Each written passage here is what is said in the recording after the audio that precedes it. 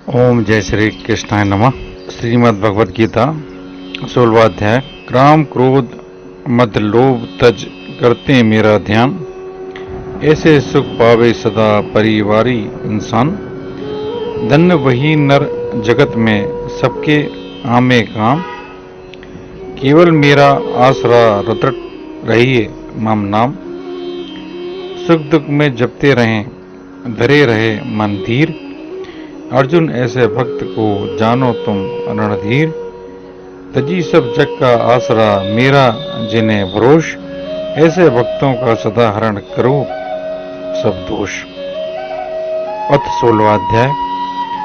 श्री कृष्ण भगवान बोले, अब मैं तुझे देवी आसुरी संपदाओं के लक्षण बताता हूँ। सर्वथा अभय का भाव, अंतकरण का निर्मल ज्ञान एवं कर्मयोग में दृढ़ स्थिति, दान इंद्रिय संयम, यज्ञ स्वाध्याय, तप सरलता अहिंसा, सत्य बुद्धि का अभाव, त्याग भावना, शांति चुगली न करना, प्राणियों पर दया, अति लोभ का अभाव, कोमलता, अकार्य में लज्जा, व्यर्थ चेष्टाओं का अभाव, तेज, क्षमा, धैर्य, बाहर भीतर की शुद्धि, अभिमान का अभाव, यह सब लक्षण देवी संपदा प्राप्त मनुष्य में पाए जाते हैं। पाखंड, घमंड, अभिमान, क्रोध, क्रूरता और अज्ञान असुरी संपदा प्राप्त पुरुषों में पाए जाते हैं। देवी संपदा मुक्ति का और असुरी संपदा बंधन का कारण बनती है। तो चिंता मत कर, तुझे देवी संपदा प्राप्त है। देवी स्वभाव तो विस्तार से मैंने अब बता ही दिया है। अब आसुरी संपदा कहता हूँ और असुरी स्वभाव की मैं विस्तार से कहता हूँ। असुरी स्वभाव वाले मनुष्य कर्तव्य और अकर्तव्य को नहीं जानते। ये जगत को आश्रयहीन, सर्वथा असत्य और ईश्वर रहित स्त्री पुरुष के संयोग से उत्पन्न मानते हैं। इसलिए उनकी दृष्टि में यह केवल भोग भोगने के लिए है। इस प्रकार मिथ्या ज्ञान में फंसकर ये मूर्ख अपना आपास होकर उग्र कर्म बन जाते हैं और सबका हित करने वाले जगत का केवल नाश करने के लिए ही पैदा होते हैं।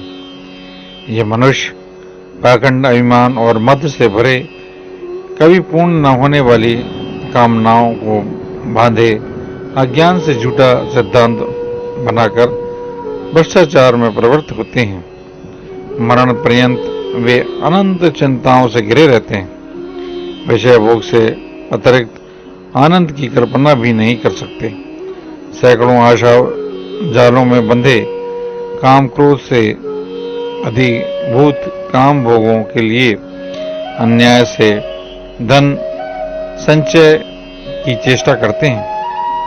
उनकी विचारधाराएं चलती हैं, आज मुझे यह मिला, इसमें यह प्राप्त होगा, इतना तो धन है, इतना और हो जाए, मैंने अमुक शत्रु को मार दिया, दूसरे शत्रुओं को भी मारूंगा, मैं ईश्वर और ऐश्वर्य का भोगी हूँ, सिद्ध बलवान और सुखी हूँ, मैं यह करूँगा, दान दूंगा और प्रसन्न होऊंगा। इस प्रकार की भ्रांतियों में चंचल चित्त अज्ञान से घिरे भोगों में फंसकर अशुद्ध मन वाला पुरुष नरक में गिरता है। अपने आप को श्रेष्ठ मानने वाले धन के अभिमान में चूर पाखंड से नाम मात्र को यज्ञ करते हैं।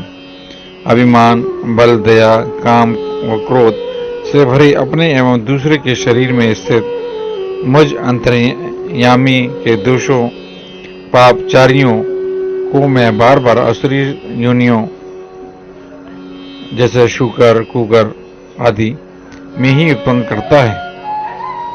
यह मूढ़ पुरुष हर जन्म में असुरी योनि में पैदा होकर ईश्वर तक न पहुंचकर नीच गति में ही पड़े रहते हैं।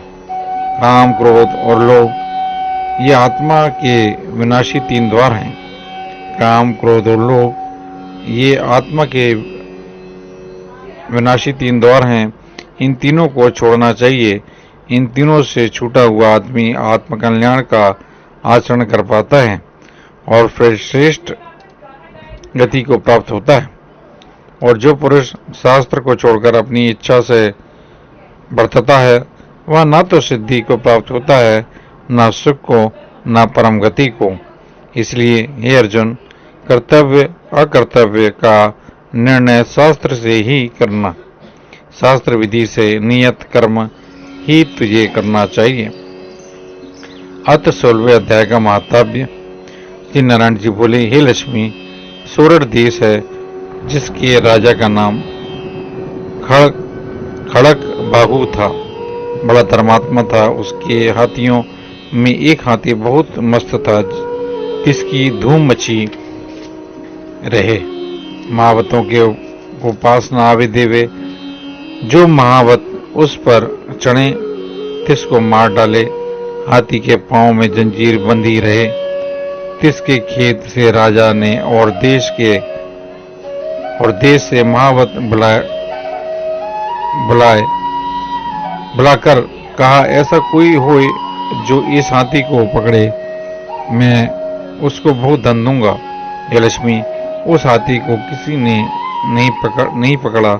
एक दिन हाथी नगर में चला गया। सामने से एक साधु चला आया। लोगों ने उस साधु से कहा, हे संत जी, यह हाथी आपको मार डालेगा। संत ने कहा, तुम देखो श्री नारायण जी की कैसी शक्ति है। हाथी की क्या शक्ति है जो मुझको मारे? मेरे नजदीक नहीं आ सकता। साधु ने नेत्र प्रसार देखा। हाथी ने सूंड के साथ साधु की चरण वंदना की और खड़ा रहा।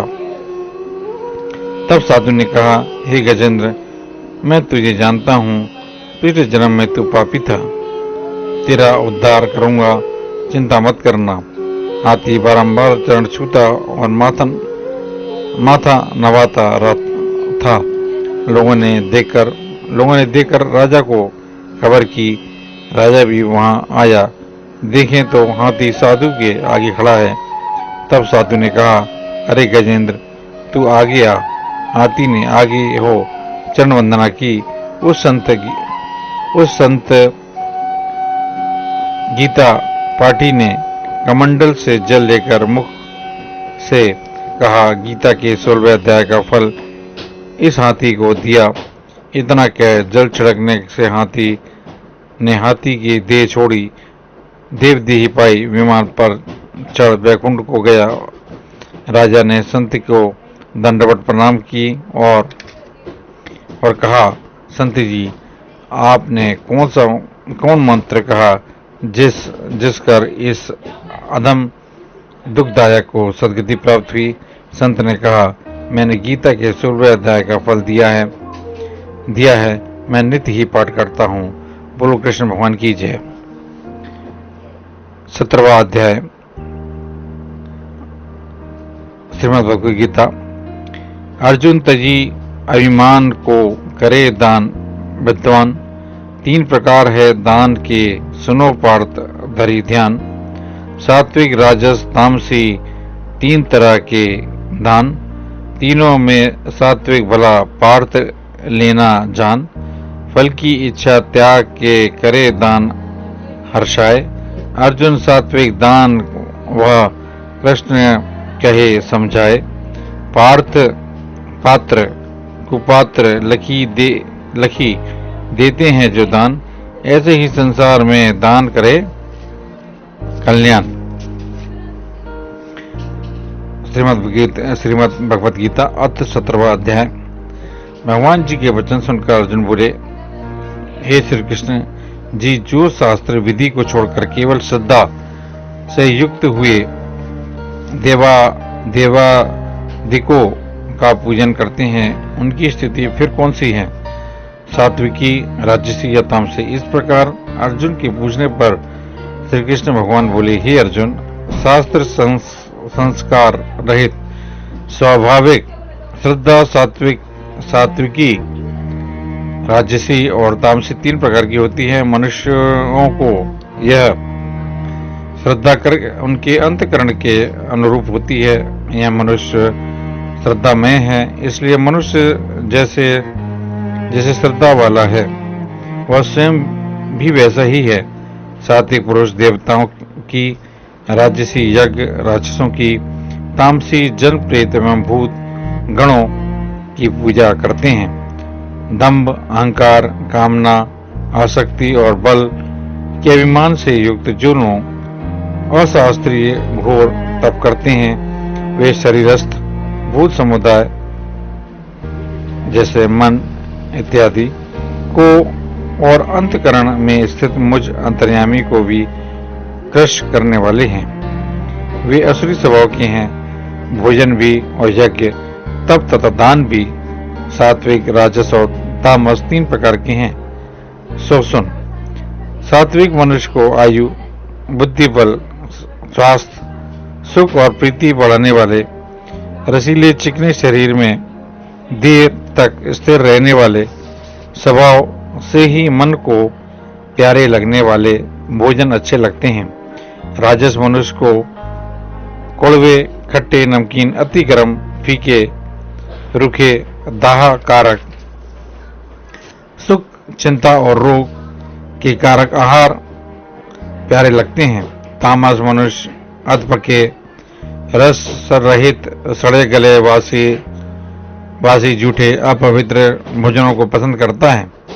यज्ञों में जो फल की आशा छोड़कर यज्ञ करता है, यह समझकर विधि पूर्वक किया जाता है, वह सात्विक यज्ञ है। जो यज्ञ फल का कांक्षा या दंभचारण के लिए किया जाता है वह राजस है, और जो यज्ञ शास्त्र विधि से हीन, अन्नदान से रहित, मंत्र और दक्षिणा के बिना श्रद्धाहीन किया जाता है वह तामस यज्ञ कहलाता है। हे अर्जुन, तप 3 प्रकार के होते हैं, शारीरिक, वाचिक और मानसिक। देवता, ब्राह्मण, गुरु एवं ज्ञानी पुरुषों की सेवा, पवित्रता, सरलता, ब्रह्मचर्य और अहिंसा शारीरिक तप है। क्षोभ उत्पन्न न करने वाला, प्रिय एवं हितकारक यथार्थ भाषण और स्वाध्याय एवं नाम जपन का अभ्यास यह राजस तप है। मन की प्रसन्नता, शांत भाव, वाणी का निग्रह, अंतकरण का संयम, चित्त की पवित्रता यह मानसिक तप है। इन तीनों प्रकार के तपों को निष्काम भावना से श्रद्धा पूर्वक करना सात्विक तप है, और इन्हीं को साकार मान और पूजा के लिए अथवा केवल पाखंड से करना राजस है। इसका फल क्षणिक और अनिश्चित है। जो तप मूर्खता, हठ से अपने आप को सताकर अथवा दूसरों का नाश करने के निमित्त किया जाता है वह तामस है। दोनों ही में यह समझते हुए उपकार न करने को भी देशा, काल और पात्र का भी विचार करते हुए जो दिया जाता है वह सात्विक है। देश, काल, दान, ग्रहता के अभाव को देखना, देश, काल और पात्र का विचार करते हुए प्रत्युपकार के लिए अथवा फल की आकांक्षा से क्लेश पूर्वक दिया गया दान राजस है। देश, काल और पात्र को न देखकर सत्कार रहित अथवा तिरस्कार पूर्वक जो दान दिया जाता है वह तामस दान कहलाता है। हे अर्जुन, परमात्मा के ओम, तत्व, सत ये 3 बताए हैं। उसी ने सृष्टि के आरंभ में यज्ञ, वेद और उनको करने वाले मनुष्य ब्राह्मण को रचा है। इसलिए ईश्वरवादी आसक्तिजन यज्ञ, तप, दान और तप की क्रियाओं से आरंभ में ओम इस परमात्मा के नाम का उच्चारण करके ही करते हैं। मोक्ष को चाहने वाले पुरुष फल का उद्देश्य न रहते हुए मेरे किए से प्रसन्न हो, उसके लिए ही यह है, ऐसा समझकर यज्ञ दान तप करते हैं। सत शब्द का प्रयोग वेद विद मानता साधुता और मांगलिकता में किया जाता है। यज्ञ तप और दान में उत्तम कर्म होने से सत कहे हैं। यज्ञ दान और तप के लिए किया गया कर्म भी निश्चय से सत्य है। ये अर्जुन, ईश्वर राजा द्वारा विदित यज्ञ दान और तप भी यदि श्रद्धा से न किया जाए तो वह सब असत होता है। उसका ना तो इस लोक में फल होता है और न ही परलोक में ही। इसलिए मनुष्य को चाहिए कि सच्चिदानंद चेतन ईश्वर के नाम का निरंतर चिंतन करता हुआ निष्काम भाव से केवल परमेश्वर के लिए शास्त्र विधि से नियत कर्मों को परम श्रद्धा और उत्साह से किया करे। अथवा 17वें अध्याय का महात्म्य। श्री नारायण जी बोले, मंगलिक नामक देश में दुशासन नाम का राजा था। एक राजा किसी दूसरे देश का था। तीनों ने आपस में शर्त बांधी और हाथी भी लड़ाए और कहा, जिसका हाथी जीते सो यह अमुक धन लेवे। तब दूसरे राजा का हाथी जीता, दुशासन का हाथी हारा। कुछ दिन पीछे हाथी मर गया तो बड़ी चिंता हुई। एक द्रव्य गया, दूसरे हाथी मरा। तीसरे लोगों में हंसी हुई। इससे निंदा चली गई। इसी चिंता में राजा मर गया। यमदूत पकड़कर धर्मराज के पास ले गए। धर्मराज ने हुक्म दिया, यह हाथी के मुंह से मरा है, इसको हाथी योनि दो। हे लक्ष्मी, राजा दुशासन सिंगल द्वीप में जाकर हाथी हुआ। वहां उस राजा के बहुत से हाथी थे।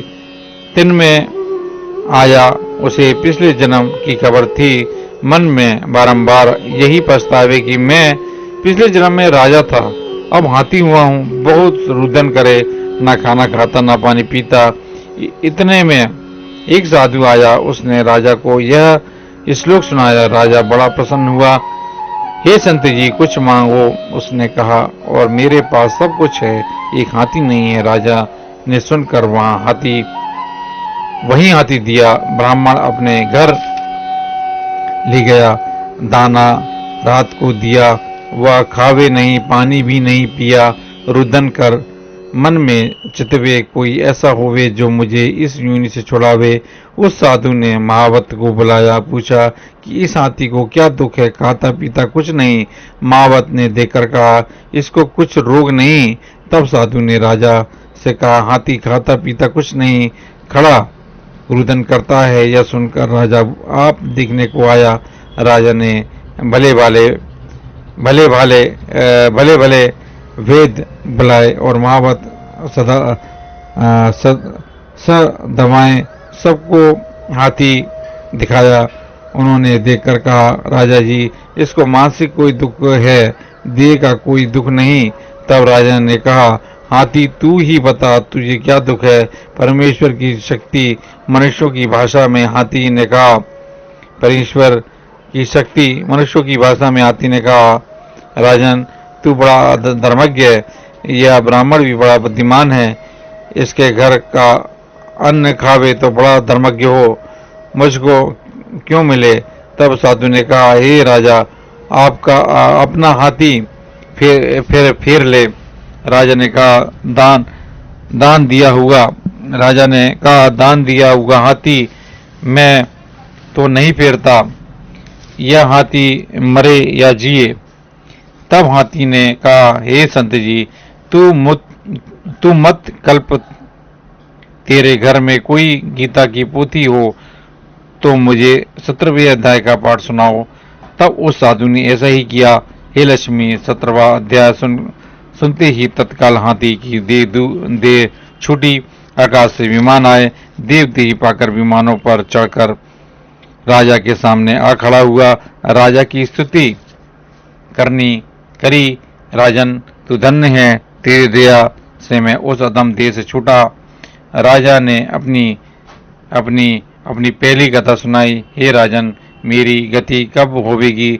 धर्मराज ने कहा, गीता के 17वें अध्याय के सुनने से तेरी मुक्ति होगी। सो तेरी और संत की दया हुई, मैं वैकुंठ को जाता हूँ। नारायण ने कहा, हे लक्ष्मी, यह 17वें अध्याय का महत्व सुना है। बोलो श्री कृष्ण भगवान की जय हो प्रभु।